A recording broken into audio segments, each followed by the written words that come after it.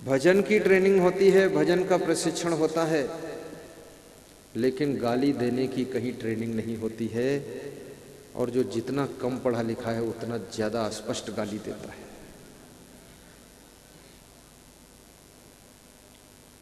इस जिह्वा के द्वारा गालियां निकालना बंद करो। भजन गाइए, प्रवचन के शब्द दोहराइए। आपकी जिह्वा जो शब्द बोलती है, ये शब्द का बहुत बड़ा प्रभाव होता है। आज का बोला हुआ शब्द 100 साल तक प्रभाव रखता है। आज का किया हुआ कर्म जन्म जन्म तक तुम्हारा पीछा नहीं छोड़ता है। दूसरों के साथ किया हुआ व्यवहार सैकड़ों वर्ष के बाद में आपको फल देने के लिए आ जाता है। इसलिए संतों ने कहा है कि चलना संभल संभल के माया नगर यही है। इस माया नगर में बहुत से लोग फिसल जाते हैं, गिर जाते हैं।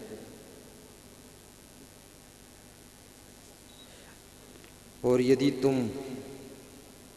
तुम्हारी जिह्वा माँ बाप को गाली देने लग जाए, तुम्हारे हाथ माँ बाप के ऊपर उठने लग जाए, तुम्हारे कान गंदे गंदे गीत सुनने लग जाएं, तुम्हारे पैर गलत जगह पर चलकर तुमको पहुंचा दें, तुम्हारे हाथ पाप कर्म करने लग जाएं, तुम्हारा दिमाग गलत बातों को सोचने लग जाए, तो समझ लेना माया ने तुमको गुलाम बना लिया है। अब माया की वश में तुम आ गए हो। तुम माया को तो नहीं जीत पाए हो, लेकिन माया ने तुमको जीत लिया है। और यदि तुम्हारे हाथों से तुम्हारे बूढ़े माँ बाप की सेवा होने लग जाए, अतिथि का सत्कार होने लग जाए, तुम्हारे हाथों से कमाया हुआ धन धर्म की रक्षा में लगने लग जाए, और तुम्हारे पैर दौड़ दौड़ करके धार्मिक आयोजनों के कार्यक्रमों में भाग लेने लग जाएं, और तुम्हारे हाथों से धार्मिक आयोजन को सफल करने के लिए कर्मयोग प्रारंभ हो जाए, और तुम्हारी वाणी भी धर्म प्रचार में लग जाए, और तुम्हारे नेत्र भी धर्म की रक्षा के लिए दर्शन करने लग जाएं, तो समझ लेना तुमने माया को जीत लिया है और अपनी जिंदगी को धन्य कर लिया है।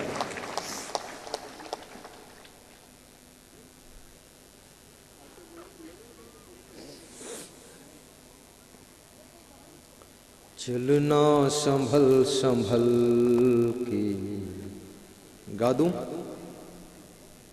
तुम मेरे साथ दोहराओ। कुछ लोग नहीं दोहराते हैं, कहते हम तो संभल के चल ही नहीं पाते। चलना संभल संभल के, 2 बार शब्द आया है संभल संभल। चलना संभल संभल के, माया नगर यही है। चलना संभल संभल के, वाह, माया नगर यही है। 2 दिन की जिंदगी में, 2 दिन की जिंदगी बताई गई। एक दिन जन्म, दूसरे दिन मरण। आदमी जीता कहाँ है? जन्मता है और मरता है, और बीच का जो टाइम है वो तो उलझन में ही बीतता है। शांति नहीं लोगों के पास। मैं आपसे निवेदन करूंगा, सुंदर मकान बनाना, लेकिन मकान में थोड़ा बैठकर शांति से आराम भी करना। हड़बड़ी गड़बड़ी छोड़ो, प्रेम से बैठकर सोफा सेट पर चाय पी लेना, और अपने मकान की दीवालों को देखकर मुस्कुराना, मकान की छत देख करके गदगद हो जाना, और मकान की डिजाइन को देख करके कहना बहुत अच्छा मकान है। अपने मकान की भी प्रशंसा करना, और अपने मकान से संतुष्ट भी रहना।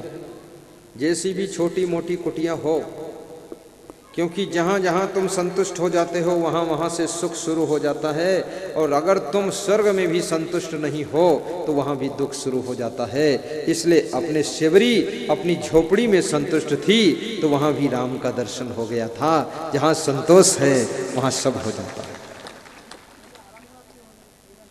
जिस गाड़ी में रोज तुम चलते हो, 2 दिन की जिंदगी में मत दाग तो लगाना, ओहो चलना संभल संभल के। अगर बहन को आप गाली दे रहे हो, बहन से व्यवहार बिगाड़ रहे हो और बहन का समाचार नहीं ले रहे हो, अगर तुम बहन होकर के अपने भाई से रोज जोश खरोश दिखा रही हो तो समझ लो तुम संभल नहीं सके, फिसल गए। भाई बहन के रिश्ते को भी संभालना, पति पत्नी के रिश्ते को मधुर करना, सास बहू के रिश्ते को इतनी मिठास में घोल देना, गुरु शिष्य का रिश्ता भी बहुत मधुर करना, क्योंकि ये रिश्ता स्वार्थ का रिश्ता नहीं, गुरु शिष्य का रिश्ता परमार्थ के लिए होता है। और बाप बेटे के रिश्ते को कितने बाप सड़कों पर रोते घूम रहे।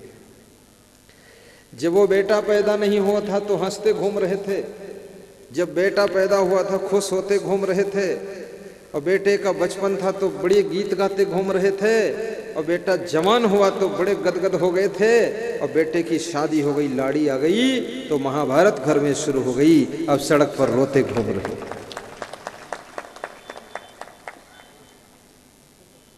माँ बाप को दुख न देना, यहीं पर संभलना है, खान पान में संभलना है, विचार व्यवहार में संभलना है, कर्म आचरण में संभलना है, और शयन जागरण में संभलना है। माँ बाप के साथ संभलना है, पति पत्नी के बीच में संभलना है। एक पति अपनी पत्नी से रोज कहता था, तुमसे ज्यादा प्रिय हमारा कोई नहीं। पत्नी बहुत खुश होती थी।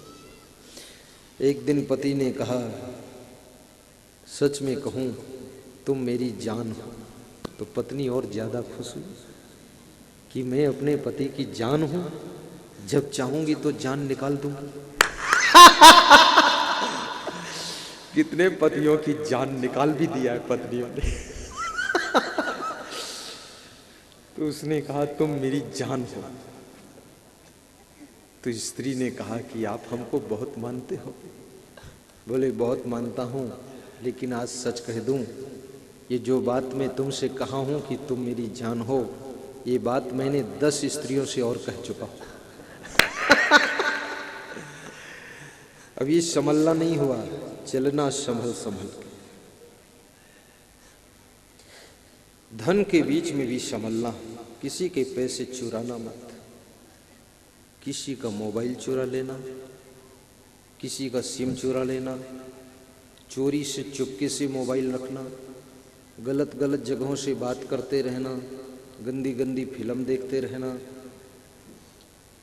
पिताजी मोबाइल मांगे तो दूसरा दे देना, छिप के तीसरा और रखना। ये सब संभलने का विषय है। मोबाइल में भी संभलो और फैशन के बीच में भी संभलो।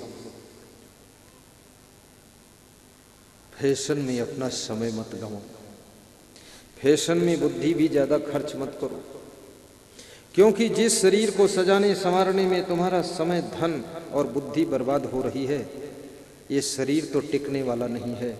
ये ना चाहते हुए कमजोर हो जाता है, कोशिश करते हुए भी बूढ़ा हो जाता है।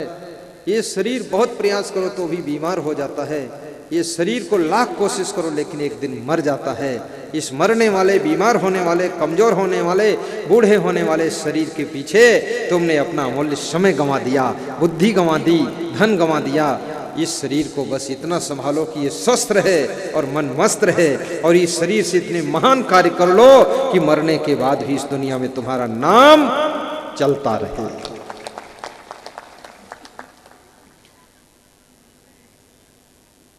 आज की तारीख में सबसे बड़ा फैशन तो बालों का फैशन आया है। और उस फैशन का प्रभाव सबसे ज्यादा लड़कियों पर आया है। ये बेटियां बहुत प्रेम रखती हैं हमसे, प्रवचन भी सुनती है, लेकिन ये बालों से भी कम प्रेम नहीं करती हैं। ये कहती हैं एक तरफ असंग साहब, दूसरी तरफ बाल बराबर वजन। मैं कहूँगा ये बाल तो कितना संभालो, ये सफ़ेद हो जाएंगे एक दिन, बाल झड़ जाएंगे, ये बाल उड़ जाएंगे, लेकिन अपने गुरु की भक्ति को संभाल लो। कैसे? जैसे मीराबाई ने संभाला था, जैसे ध्रुव प्रहलाद सेवरी ने संभाला था। आज ध्रुव प्रहलाद सेवरी मीरा नहीं है, लेकिन उनका नाम सबके दिलों में है। हीरो हीरोइन कितना अच्छे हों, लेकिन मरने के बाद उनका नाम खत्म हो जाता है, लेकिन मीरा और सेवरी का नाम अमर हो गया है।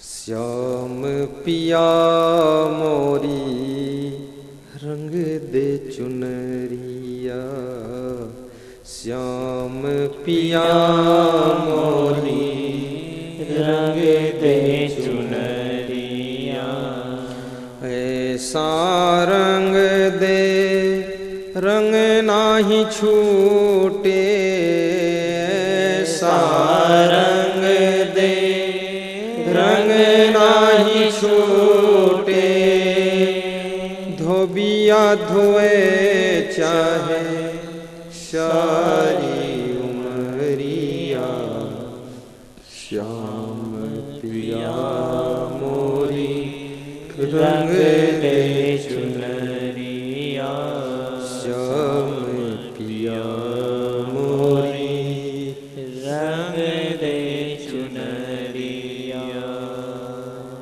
और जो स्वयं को संभाल सकता है वो घर को भी आसानी से संभाल सकता है। ऑफिस को संभाल लेगा, फिर देश को भी संभाल लेगा और विदेश को भी संभाल लेगा, धर्म को भी संभाल लेगा।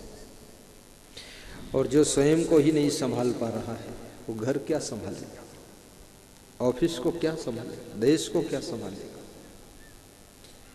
चलना संभल संभल के, ओ गाइए, चलना संभल संभल के, माया नगर यही, शिव नारायण। चलना संभल संभल के, माया नगर यही है। यदि आपका मन अपने माता पिता दादा दादी के पैर छूने के लिए भी कतराने लग जाए और दादा दादी से तुम आंख दिखाने लग जाओ, अपने माता पिता को घुड़कने लग जाओ, यदि अपने बेटा और बेटी के प्रति लापरवाही बरतने लग जाओ, लाड़ी को सताने लग जाओ, लाड़ी से तुम लड़ने लग जाओ और सासों की सांस बंद कर दो, तो समझ लेना कि तुम संभल नहीं पाए। सासू को निभाओ। सासू अब बदलने वाली नहीं है। 70 साल उम्र हो गई उसकी 70 साल की प्रैक्टिस, 70 साल का अभ्यास, 70 साल की आदत अब शायद ही चेंज हो जाए। लेकिन मैं लाड़ियों से प्रार्थना करूंगा, तुम्हारी उम्र तो 20 साल 25 साल है, तुम खुद अपने को बदल लेना और इस बूढ़ी सासू को खुश करके जिंदगी जी लेना। क्योंकि जो सासू को निभा ले उसे दुनिया की समस्त देवियां खुश हो जाती हैं, जो अपने ससुर को निभा ले उससे सभी देवता खुश हो जाते हैं। इसलिए सास ससुर को निभा लेना, खुद ही अपने को बदल डालो। ज्यादा तर्क वितर्क भी मत करो, बात मत लड़ाओ, थोड़ा मुस्करा दिया करो, कम बोला करो। और मैं सासुओं से भी कहूँगा, अपनी लाड़ी को एक सीमा भर समझाओ, फिर ज़्यादा मत समझाओ। ज़्यादा समझाओगी तो लाड़ी तुमको पागल समझने लग जाएगी और ज़्यादा समझाओगी तो लाड़ी उलझ जाएगी। अभी छत्तीसगढ़ की एक घटना है कि छत्तीसगढ़ की एक लाड़ी अपने मायके चली गई, तो मेरे पास में फ़ोन आया। टीवी चैनल में प्रवचन सुनते थे, तो बोले गुरुदेव मेरी पत्नी मायके चली गई। मैंने कहा कितने दिन हुए? बोले 3 वर्ष। तो मैंने कहा उसको समझाया नहीं? बोले तादाद से ज़्यादा समझा दिया, उसी में गड़बड़ हो गई। क्योंकि जितनी दवाई की ज़रूरत उतना ही इंजेक्शन लगना चाहिए, बहुत ज़्यादा लग जाएगा तो भी रिएक्शन हो जाएगा। तो मैंने कहा कौन समझाया?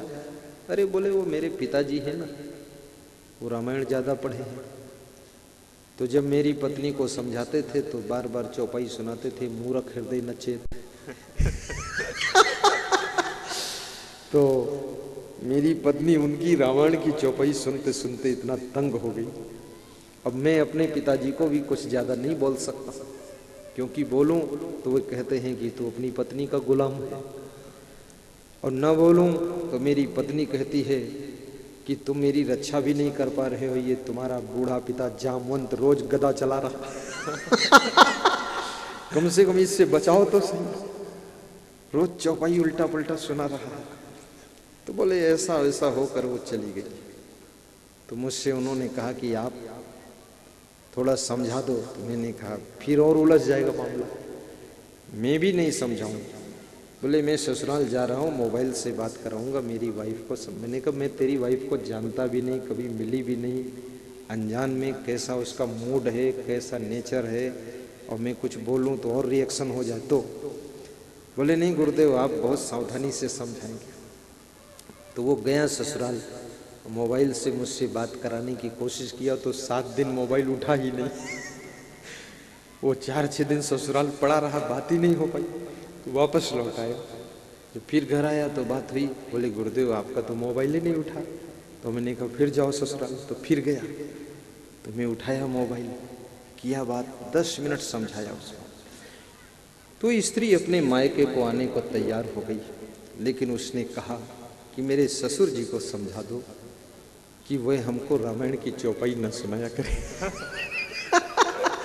ये मूर्ख हृदय न चेत, इससे मैं परेशान बहुत हूँ। तो मैंने उस आदमी से कहा अपने पिताजी को लेकर आओ मेरे पास, और अपनी माँ को लाओ। छत्तीसगढ़ में उनको बुलाकर उनको समझाया, बिठाकर कमरे में, क्योंकि किसी फैमिली की बिगड़ती हुई स्थिति को भी अगर 10 मिनट का समय देकर सेटिंग कर दिया जाए तो बहुत अच्छा है। समझाया तो उन्होंने कहा कि मेरी 70 साल पुरानी आदत है, अब क्या करूं? मैंने कहा आदत को जो बदल दे उसे इंसान कहते हैं, जो गलत आदत छोड़ दे उसे महान कहते हैं, जो बुरी आदत में फंसा रहे उसे शैतान कहते हैं, और जो पराया दर्द दूर कर दे उसे भगवान कहते हैं, और जो किसी के काम आ जाए उसे इंसान कहते हैं, इंसान कहते हैं। आदत जरा सुधार लो, आदत जरा सुधार लो, बस हो गया भजन, मन की तरंग मार लो, बस हो गया भजन। गाओ, तुम भी गुनगुनाया करो मेरे पीछे पीछे। मन की तरंग मार लो, बस हो गया भजन, आदत जरा सुधार लो, बस हो गया भजन, आदत जरा सुधार लो, बस हो गया भजन। कोई तुम्हें बुरा कहे तो सुन कर क्षमा, कोई तुम्हें बुरा कहे तो सुन कर क्षमा, बड़ी कसर संभार लो, बस हो गया भजन, वाणी कसर संभार लो।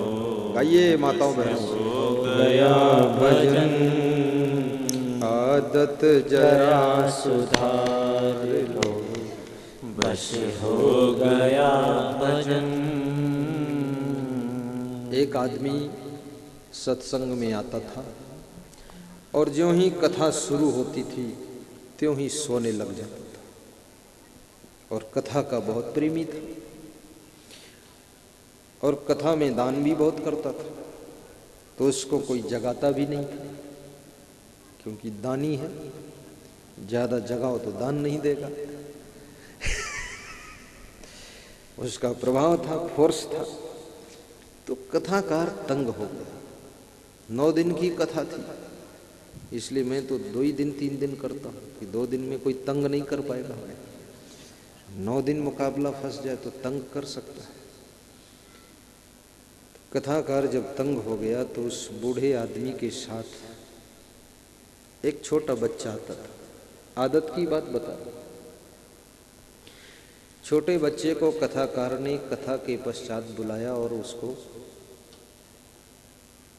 1 रुपया दिया कि 1 रुपया तुझको मैं रोज दूंगा, लेकिन तेरे दादाजी जब सोने लग जाएं तो इनको धक्का मारकर जगा देना, क्योंकि सोते हैं वहां तक तो कोई बात नहीं, पर सोते में ये नाक भी बजाते हैं, खुर्राटा भी लेते हैं, तो डिस्टर्ब बहुत होता है, तो इनको जगा देना, इनको सोने मत देना।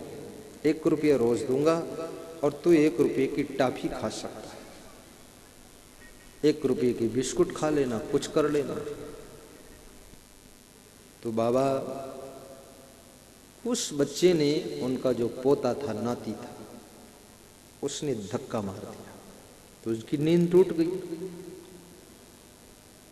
फिर सो गए, फिर धक्का मार दिया तो सोने नहीं दिया उसने। तो जब कथा खत्म हुई तो दादाजी ने अपने नाती से कहा, पोता से कहा, तू धक्का क्यों मारता है, ये तो बता दे। उसने कहा, जो ये कथाकार हैं 1 रुपया हमको रोज देने का वादा किया है कि तू अपने दादा को सोने मत देना, तुझे 1 रुपया दूंगा। तो दादा ने कहा, कथाकार 1 रुपया अगर तुझको देगा धक्का मारने के लिए तो मैं आज से तुझको 2 रुपया दूंगा, तो बिल्कुल धक्का मत मारना, सोने देना। दूसरे दिन फिर कथा में वो बूढ़ा व्यक्ति आया जो बहुत दानी भी था। कुछ लोगों में बहुत गुण होते हैं, लेकिन एक गुण भी होता है, दान करने का गुण है, पर कथा में सोने का गुण भी है। और याद रखना, आपकी गुण आपकी कीमत को बढ़ाते हैं, लेकिन आपका छोटा सा अवगुण भी आपकी कीमत को गिराता है। इसलिए कोशिश ये करो कि छोटा सा अवगुण भी न रहे,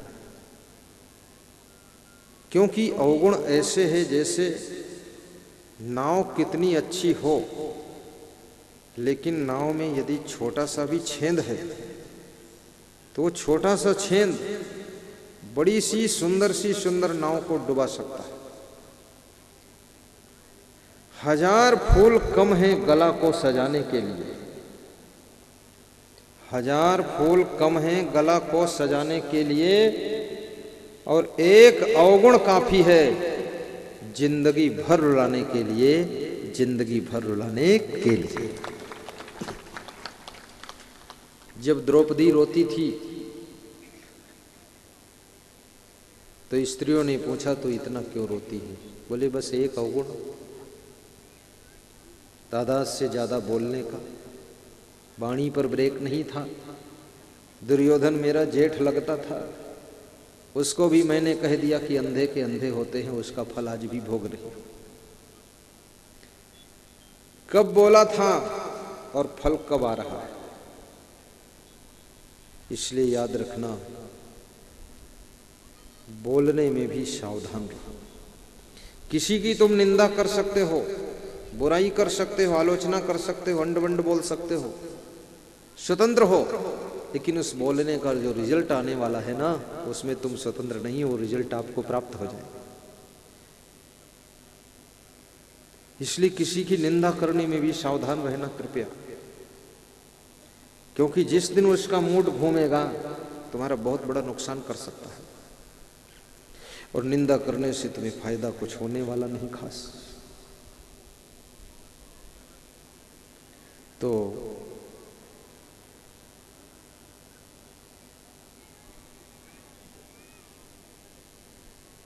दूसरे दिन जब कथा शुरू हुई, वो बूढ़ा आदमी सो गया और नाक घुर्राने लगा, नाक बजने लगी, बिल्कुल गर्दन झूल गई, लटक गई। तो कथाकार ने उस छोटे बच्चे को, पोता को इशारा दिया कि जगाओ, धक्का मारो। तो उसने धक्का नहीं मारा, बैठा रहा, मुस्कुराता रहा। तो जब कथा खत्म हुई तो कथाकार ने बच्चे को बुलाया कि तुझे 1 रुपया क्या फ्री का देता हूँ रोज, धक्का क्यों नहीं मारा? तो उसने कहा दादाजी ने 2 रुपया देना शुरू कर दिया, इसलिए धक्का नहीं मारूंगा। कथा में सोने की आदत, बीड़ी पीने की आदत गलत है आदत, शराब पीने की आदत, आलस्य करने की आदत, काम ना करने की आदत, गांजा, चरस, तंबाकू, अफीम खाने पीने की आदत, गाली बकने की आदत, आलस्य करने की आदत, बहुत ज्यादा आराम करने की आदत, भयंकर क्रोध करने की आदत, चोरी करने की आदत, खूब झूठ बोलने की आदत। 1% झूठ तो चल सकता है, पर्याप्त झूठ बोलने की आदत,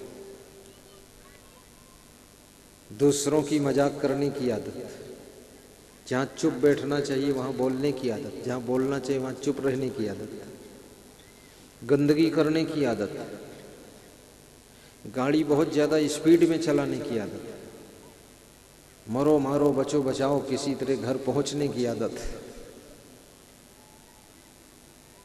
अधिक सोने की आदत, अधिक खाने की आदत, खाने के बाद पछताने की आदत, और पछताने के बाद कहने की आदत कल कम खाऊंगा, और कल फिर खाने बैठते फिर डबल खाने की आदत।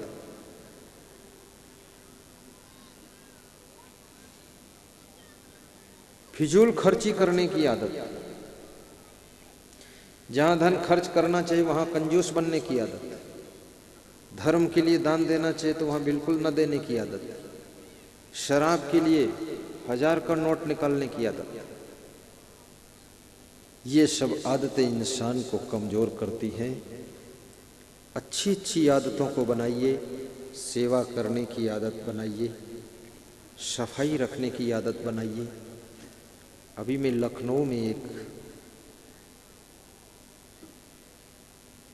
विधायक पद के उम्मीदवार, उनकी गाड़ी में बैठा तो बड़ी साफ गाड़ी थी। मैंने उनसे पूछा कितने वर्ष हुए? बोले 5 वर्ष हो चुके हैं। तो हमने कहा बहुत साफ है। बोले हम हैं तो राजनीति में, लेकिन हम गंदगी नहीं रखते, हम इसमें पान तमाकू दारू वाले बैठने नहीं देते। तो हमने कहा वोट मिलता है कि नहीं? बोले खूब मिलता है। बोले हार जाना मंजूर है लेकिन नरक में रहना मंजूर नहीं।